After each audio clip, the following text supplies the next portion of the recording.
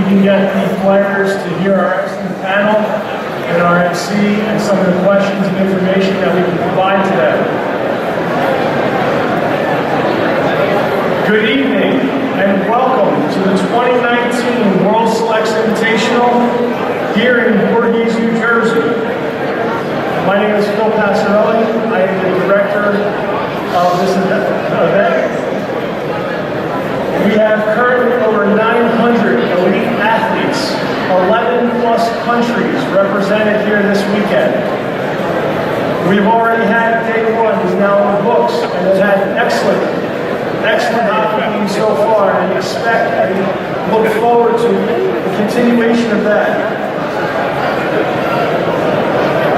At this time, I would like to introduce Sasha Ristic, Director of Hockey Growth with Legacy Global Sports.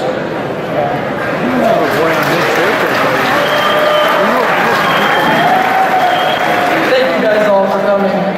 As Phil mentioned, my name is Sasha Ristic. Some of you guys may or may not know me. I've been running tournaments for a long time in Detroit, as where I'm stationed, and the Motown Classic. Some of you guys have participated, some of you have not. But touring the WSI is all. My son was a West Coast player, Vince, one of the coaches, Matt Pinchevsky. So not only have I worked for a company, but I experienced what you guys experienced.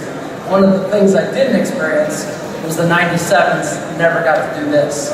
They started with the 98s. So this is year 7 of this event. The last 5 years have been here in Philadelphia, and wow, what growth. You know, this is fantastic to see the number of teams here, and it's just the competitiveness of these squads are amazing. So congratulations for being here. Have fun, be safe, and what I want to tell you guys is on your chairs, besides the program books, is a little coupon for elite prospects. You will all receive a premium subscription to Elite Prospects. So all of your stats from this weekend will be uploaded. You guys can go in, put in your correct height, weight, pictures, all that good stuff. You know, we are very fortunate to have made a partnership with Elite Prospects. So I want to make sure that you guys understood not only this event, but any other event that you guys attend with Legacy Global Sports will be uploaded to this website. And now I'd like to introduce to you John Borick. John goes way back from Detroit. He's been here in Philly for over 13 years, but I knew him when he was in Detroit. So no further ado, John Borick.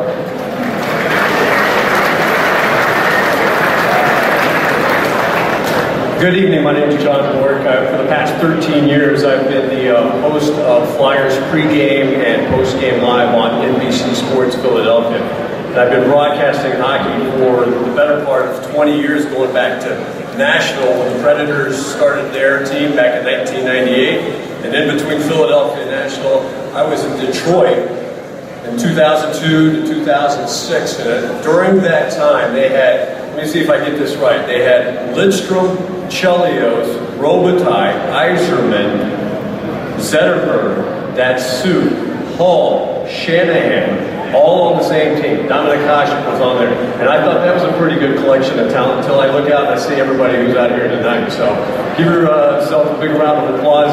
A lot of you guys came from thousands of miles away to be here. A lot of parents in the back had to sacrifice a lot to make sure that you guys are here. It's very special, but as a lot of people love to be in my shoes and to broadcast hockey, to be on television and to talk about it, I kind of now put myself and like to be in the shoes of some of your parents, because I have a little one who's now competing in select tournaments and camps.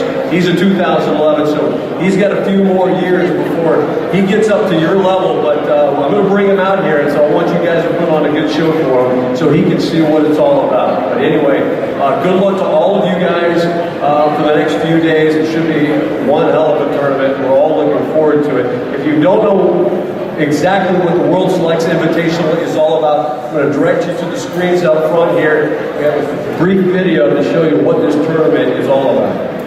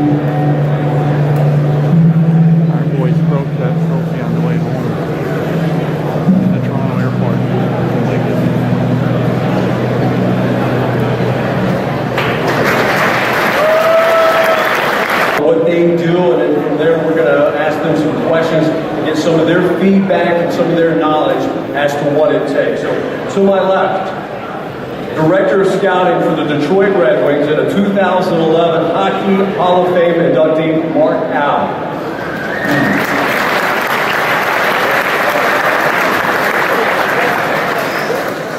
To his right left, Assistant Coach of the Toronto Maple Leafs, DJ Smith.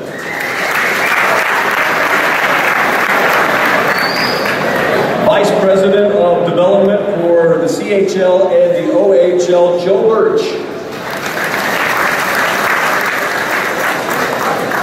And the Director of Education for College Hockey U, Brett Darnell.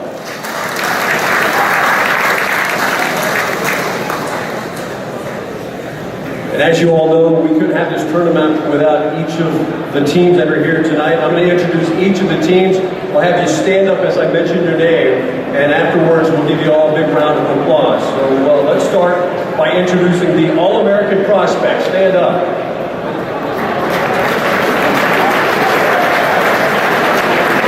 The Out Selects. Bloodline Hockey. Blue Army, CSK,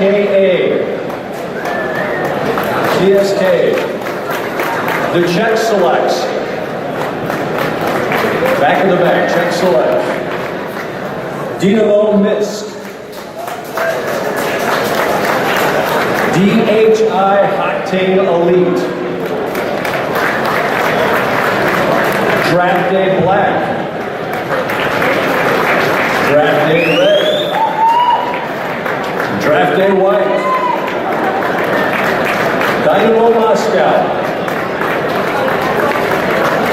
East Coast Selects, 2003 Hockey Essentials, 2004 Hockey Essentials, Kazakhstan Selects, Latvia Selects, MHC Selects, Minnesota Blades, My Edge Hockey, North American Flames, the 03 North Star Elite, the 04 North Star Elite, Ontario Selects, the Oshawa Junior Generals, the Ottawa Stars, the Pacific Selects, Pro Hockey Blue, Pro Hockey Sweden,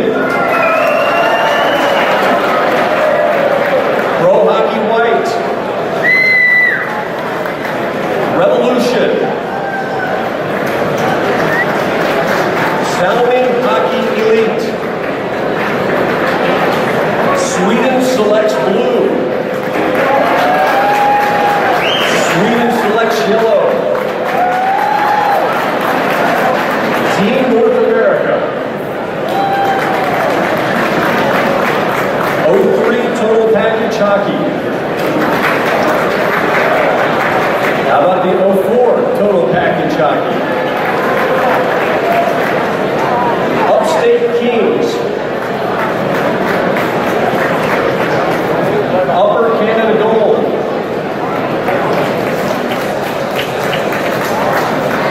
Ural Selects, Vityaz, back to the back, Western Canada Selects, Wolfpack Hockey, 03 XHB Selects Black, 03 XHB Selects Silver, 04 XHP Selects Team.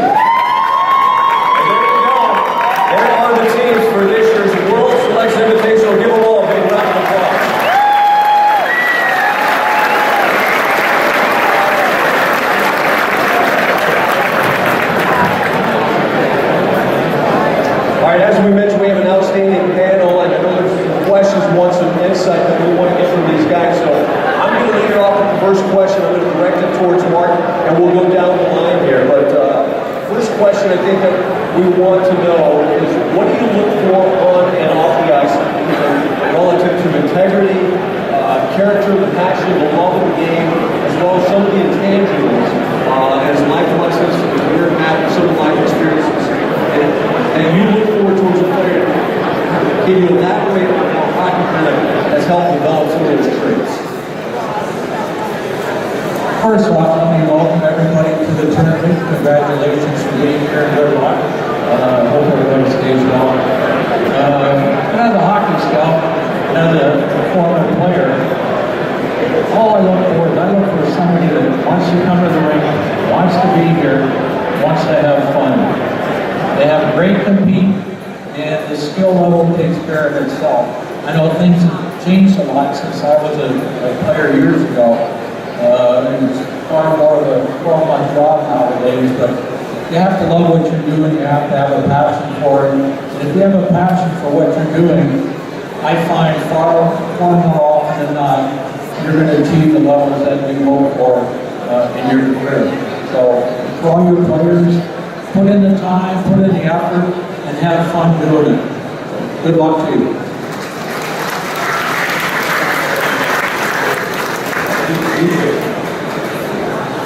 Same question. Well, for me, dealing with hockey players for a long time now, I've coached 13 years in the OHL. The last 4 years I've been in the NHL. One thing that continuously sticks out is hard work and people that really love the game, don't want to go off the ice in practice, want to do all the extra stuff. Those people continue to climb, and it's usually no mistake that those people will go past people. They might not be the best players at your age. Might be someone right now that's just in the middle of the pack on your team. But if you keep working, most people tend to climb over people, and over time, that will and desire to play hockey every day, you will find yourself at a higher level sooner.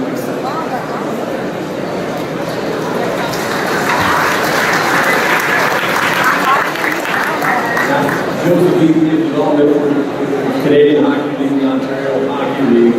You get some of these players younger, you start to look at them at a younger age. What is it that you look for?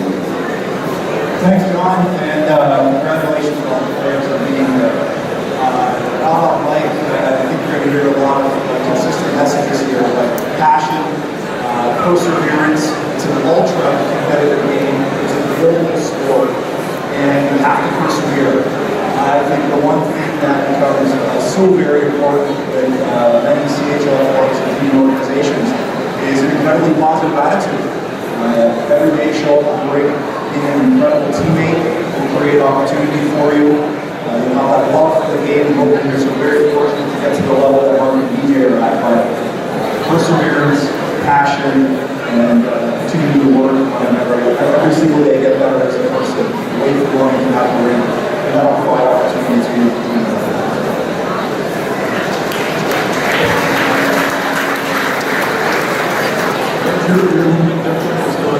Education for college hockey, you look probably more aspects of some of these collegiate athletes. What are some of the things that you look for? I think you look at the 60 Division I schools, you're not going to be there until you're probably 18 to 20 years old.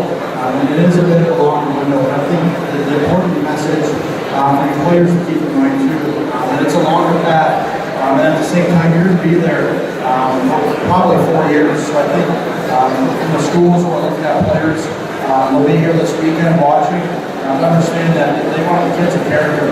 I think you look at, you're in the dressing room, you're in school, you're playing hockey for 4 years with the same group of players. They're going to want these kids to get through the hard times and stick to it because they can't touch it, they can't change it.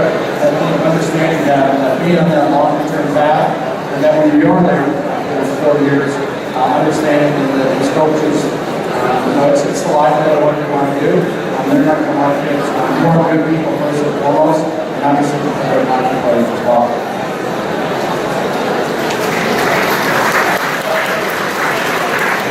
We know that all of you guys are physically gifted. You wouldn't be here, you wouldn't be in this tournament if you weren't physically gifted. But it takes a little bit more than that to sort of take your game to the next level. There's the mental aspect of that. One guy, and Mark, who was tremendous in every aspect of the game that they level. So we'll start with you. What are some of the items where you look from a mental standpoint that you can key on and the players of these players' age? Well, I do guarantee that everybody who plays this game, you will get embarrassed, you will make bad plays, you will make mistakes, and the thing is, you have to get up. You have to forget about it, you have to go out, you got to continue to play to get better. The only way a person gets better is by making mistakes. You make mistakes, you learn from them, you learn not to make that mistake. That's what makes you a better hockey player. We've all been embarrassed before. So, I do have one message for the parents as well. My father was arguably the greatest hockey player that ever played this game. He saw me play maybe 10, 15 games each year. My father never once told me what to do or how to do it. After every game, my father would come up to me and just go like this. Good game, great work. That's all the support I needed. My father let me learn how to play the game through my mind, through what I saw in my eyes, and from the coaches that I had. So for the coaches, you guys make sure you're doing the right things for these players. Some players need a pat on the back, some players need to be challenged. Don't do what's right for you, do what's right for all these young men. They deserve that. And for the players, we talked about family. The thing that's very important, you would not be here if it were not for your parents. I would not be in the Hockey Hall of Fame if it was not for my father, but probably more so because of my mother. My mother dragged me to all the rinks, and she got me where I needed to go. She put in the 25,000 miles of driving every year. So all you young men, young women, if you're here, you make sure you thank your parents. That's my message. Great piece of advice, DJ. A lot of players are dealing with the NHL team. You have to be selfless. You want to be a successful team. And talk to the players in terms of what it takes to have a selfless attitude and a selfless mindset, and to really put the team first before the individual. And it's a hard thing for some young guys to do. It's so stats driven now. The social media, everyone wants to be the big guy that scores all the goals. But at the end of the day, you need all 20 players, 23 players. Even more guys with guys getting hurt. You need every player. And there's plenty of jobs for guys that are willing to be great teammates, willing to sacrifice more than the other guy. And ultimately, if you're ever around a winning or championship team, you need a whole group of guys that are willing to give themselves up for the better of the team. And that might mean you don't get to play all the minutes. That might mean you shorten your shifts so another guy can get out on the power play. And these are things that I don't see a ton of in a lot of the young kids coming up today. So if you're a young guy that's looking to try and make a name for yourself, just being a good teammate, doing the right things, having a positive attitude, how you treat people, all these things are going to make organizations want to have you around. And I don't see enough of it. So that's one thing I can say that for you young guys, push yourselves to open doors for people. People are always watching, and there's nothing like a good compliment. Someone sees you do something right, it goes a long way. Thank you, DJ. For those of us that you can hear us back in the back, if we can just keep it down a little bit, we can hear some of the boys up here at the front, so we'll try to keep this moving as quickly as possible. In terms of the different path that there is from where you're sitting right now, you maybe have aspirations to play major junior hockey, you may want to go and play collegiately, and that's with the two guys at the end. What is the path, and how do you go about it? What are the type of players that you look for at the major junior level? Well, the path for entering the Canadian Hockey League, all three leagues have entry drafts. The Bantam draft is held in the WHI WSHL, which was recently, just this past week. The Ontario Hockey League, we draft minor midget players. So for those minor midget age players in the OHL region, the draft will take place next April in 2020. The QJHL, they draft minor midget as well. Their draft is held generally the first week of June. All three leagues also participate in the CHL import draft. So the import players that are in the room here today, you would enter into the Canadian Hockey League in the import draft. Free agents, so all types of opportunity. I think the guys have did it nicely here. Don't quit, be great people, and be able to open doors for you. We have 3 drafts that doesn't mean they get to the Canadian Hockey League.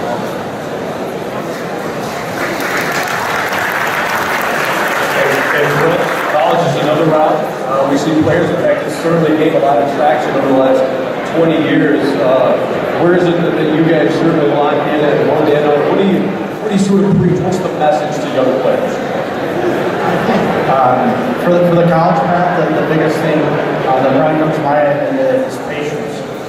You can't go there until you're 18, but for the vast majority of players, they're not going in until they're probably 19 years old. And then kind of build up that as well. Given recruiting challenges and the way certain schools recruit, as I said, they're going to be here this weekend. But also the before college is probably the most important thing for all the players here in the room. Whether it's the USHL, which is your tier 1 states, but also in Canada as well for your tier 2 junior A hockey. Whether that be the BCHL, the AJHL, the OJHL, all vital paths that players in the college will come from and hopefully have success, not only in the college ranks, but professionally as well.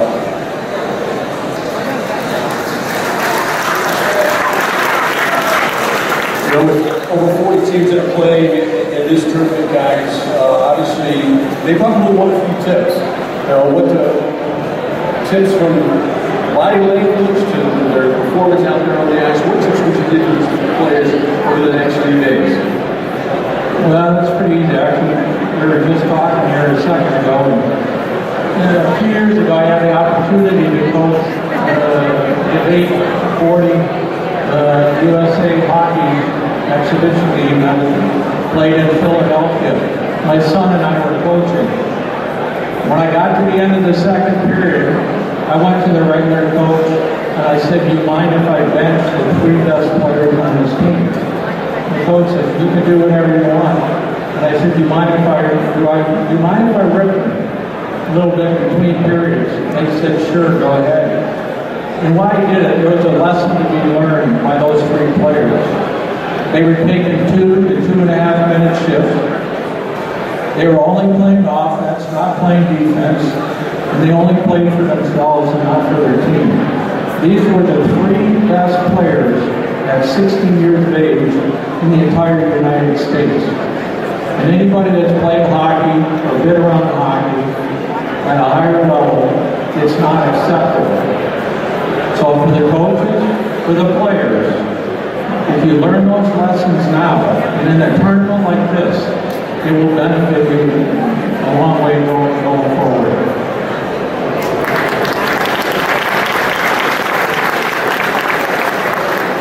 What's a piece of advice for the players over the next few days? The next few days, certainly a lot of you don't play together in the wintertime, so you're going to make some great friendships, and you're also going to leave a lasting impression on other players, coaches, scouts, all kinds of people in this tournament are going to get to see you for the first time, and they're going to have an opinion of you when you leave. So make sure over this time that you're here, the opinion that they have of you is a hardworking, well-respected individual. I can't tell you how much that goes a long way when dealing with scouts, whatever league you're going to, whether it be Ontario Hockey League or college. People are looking for good people. Don't just do the things when people are looking. Push yourself to constantly do the right things. And like I said, there's going to be plenty of people watching when you don't think they are, and they're going to have a lasting impression of you, so make sure it's a good one.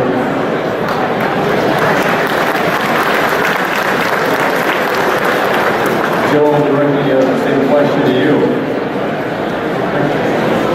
What advice would you give to these guys? I think keeping it really simple, short-term events, play every shift like it's your last. The reality is, you don't know what it might be your last shift. We're very fortunate to get to play the game at this stage where what we do, how much we love it. So play every single shift like it's your last. I know many scouts that come and watch, they also look for consistency. So try to avoid a roller coaster ride. Good shift, bad shift, good shift, bad shift. Scouts want to see you play a certain way, play a certain way all the time, and just play every single shift like it's your last shift.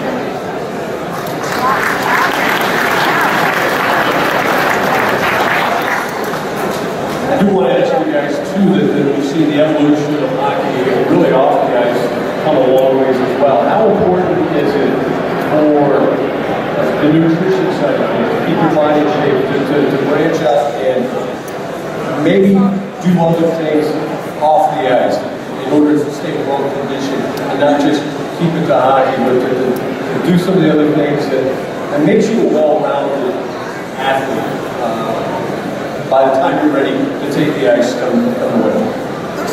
I think that's something that's pretty prevalent nowadays. I think you see with WSI Hockey and Hockey Canada, they preach to play multiple sports. Because at the end of the day, the coaches, whether it's the junior level, college level, professional, they're looking for the best athletes. And obviously hockey is such a unique sport, but I think the more you can kind of dial in things away from the ice, and as Mark said, it's really become a 12-month thing now, taking care of your bodies, not only for training, but skill development, nutrition, all that's going to go into making you a better player, but also, especially given the age that all of are at right now, as you continue to get older, those things can probably really separate you from a lot of players that have similar skill.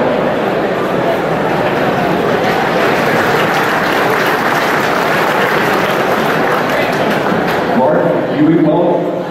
Is a good, healthy diet imperative? Good, healthy diet is imperative for a long life.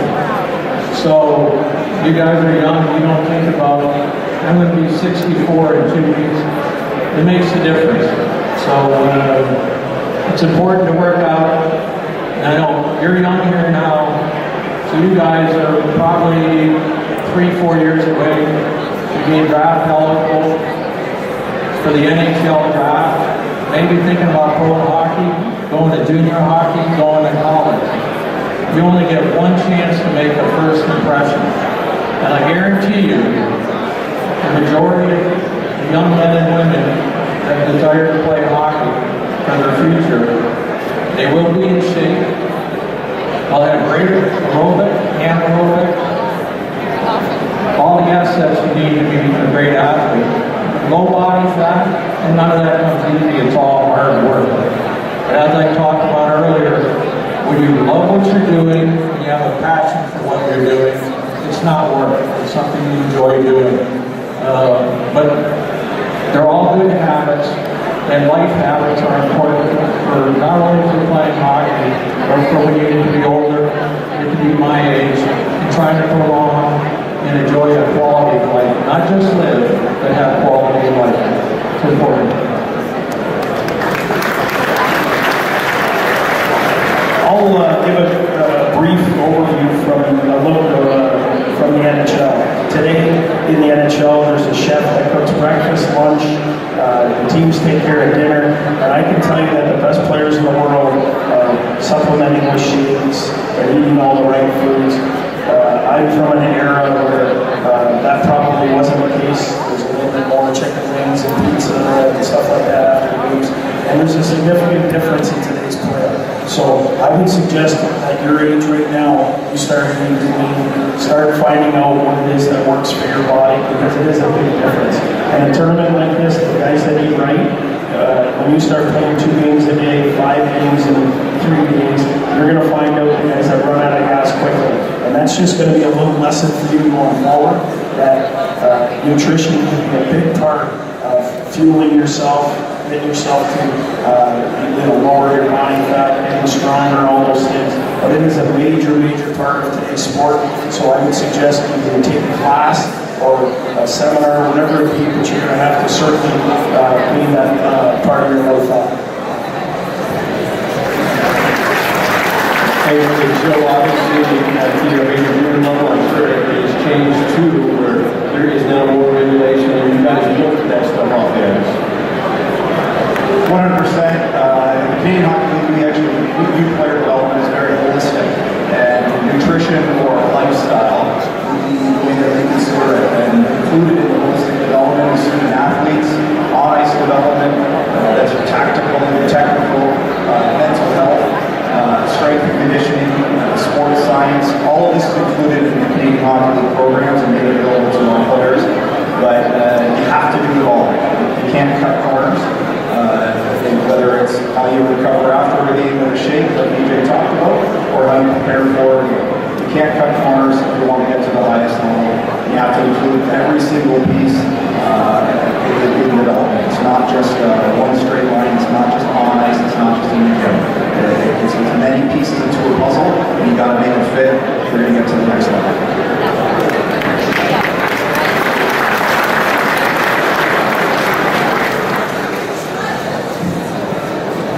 Brent, it was, I believe it was 5 years ago that the Frozen Four was actually here in Philadelphia. A young kid by Johnny Gaudreau, local product, was part of that tournament. And Shane Goss's pair helped lead Union College to a national championship that season. We saw Minnesota Duluth win back-to-back championships, winning their second straight NCAA title. Where's the growth of college hockey? Because it seems now that more and more competitive teams, the teams that 5 years ago you may not have even heard of, are now starting to work their way on the map. You've got a pretty good one that's starting to develop in Penn State right up the road. The important thing for us is right now we're at 60 different schools, and with the help of the NHL, we want to continue to build that. Obviously, Penn State and Arizona State are two programs that are recently added. Hopefully, Illinois, University of Illinois, will have one to add here in the next month or two. But I think, to your point, John, about teams that you may not be familiar with winning national championships, I think that is a testament to the parity of college hockey, but also the fact that we're getting so many great players from all over the world. It's not just Americans, it's Americans, it's Canadians, it's Europeans now. Over 100 Europeans playing college hockey at the division level. So I think it's a testament to players from all over the world coming to play college hockey and all making that brand stronger. And hopefully, lead to more high-profile schools adding it as a sport. I'm going to give the panel one more round of questions before we wrap it up. We'll see you on your way. And we all really are here because we want to be inspired. We watch each other. We're going to see a lot of very special performances this week. So we'll start our way with Mark. We'll work our way down. Give me one of your most inspirational stories that you can share with the crowd. What? Just inspirational stories. Something that you can certainly parlay to the crowd that inspired you. I'm not sure I was ever inspired, other than the fact that when I was 2 years old, I put on a pair of skates. And until the age of 40, when I retired, and even now at 60, almost 64, I love to be on the ice. My body doesn't love it so much anymore. But I've mentioned passion a few times, so I always go back to that. My biggest inspiration was I loved to play hockey, I loved to compete, and I hated to lose. Those were my passions. Hate to lose, and you will always give it your best. Have the passion to want to be a player, and as I said, I've scouted so many thousands of players who maybe didn't have the best talent, they maybe won't have the best skill, but they were the most passionate, competitive players, and they played for their team. They didn't play for me, they played for the team. So that's what drove me, passion to succeed.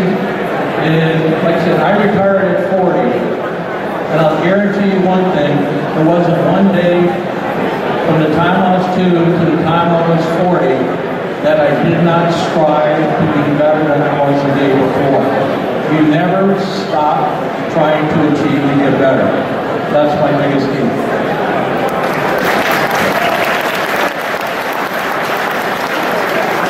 For me, I had an opportunity to coach a kid by the name of Anthony Sorelli that plays for Tampa Bay Lightning today. Anthony was not selected in the OHL draft. Anthony was not chosen to go to a college. Anthony was sent back to play Tier 2, where he was going to have to try out.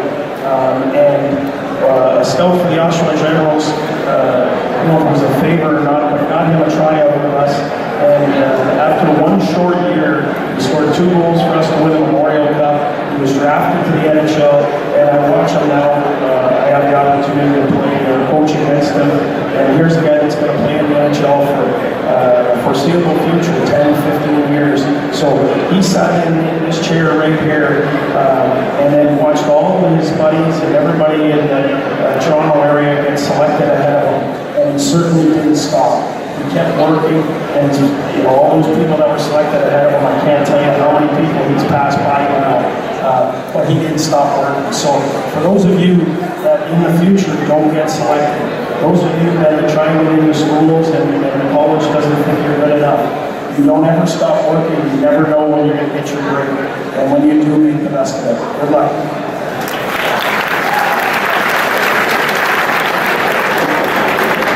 I think for me, like Mark, for me it's about passion.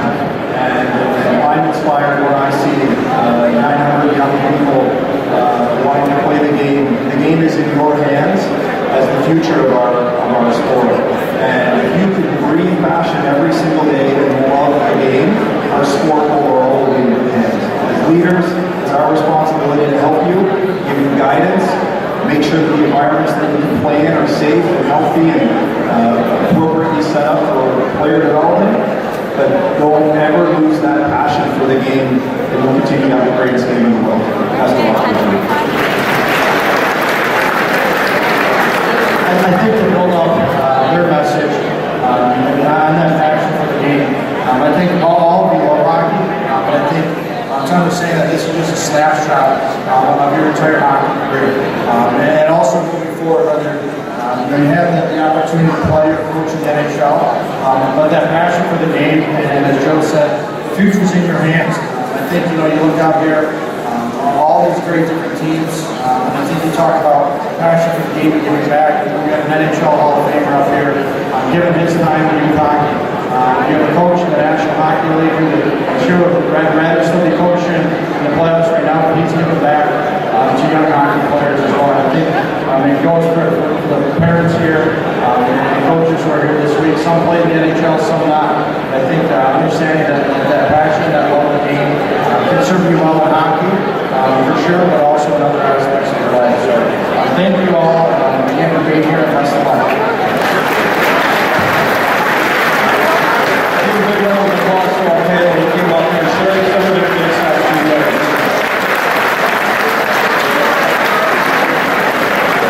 I'll leave you tonight with sort of a story of my own. All the players and profiles and guys that I've talked to over the years, one of them that stands out is one of the players that I told you before, Johnny Gaudreau. And I caught up with his parents when he was a junior at Boston College, and he talked about how did they first get him out on the ice? How did he get him out there and they put Skittles out on the ice as a little guy, because they knew as a 2-year-old he loved candy. So he would get out there and he'd follow the Skittles, and that's how the whole thing started. And as he got older, obviously it helped that Guy Gaudreau, his father, worked at a hockey rink. He was the director of hockey, so he was always there. But what's really special and important is that Johnny Gaudreau, when he was 10, 11, 12, always told his parents that he wanted to be an NHL hockey player. And of course his dad's about 5'7", and his mom's about 5'6", and they looked at each other and they said, we gotta tell Johnny it's not gonna happen.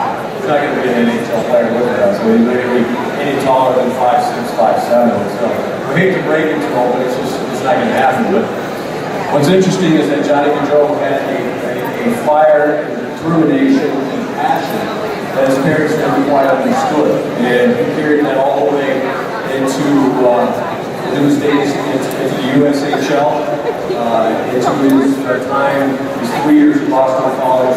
And he took that as a third-round pick, and now he's one of the top players in the entire world. But he did that because Johnny Gaudreau believed in yourself. So continue to believe in yourself, because nobody's going to believe in you as much as you do. You're at a fantastic event. Make some friends. Take some memories. You may not ever get a clutch in a tournament of this type of magnitude. Thank your parents along the way, because without them, none of you would be out here today. So thanks for coming today. I wish the best of luck to all of you. And good luck this weekend. It should be a fantastic tournament.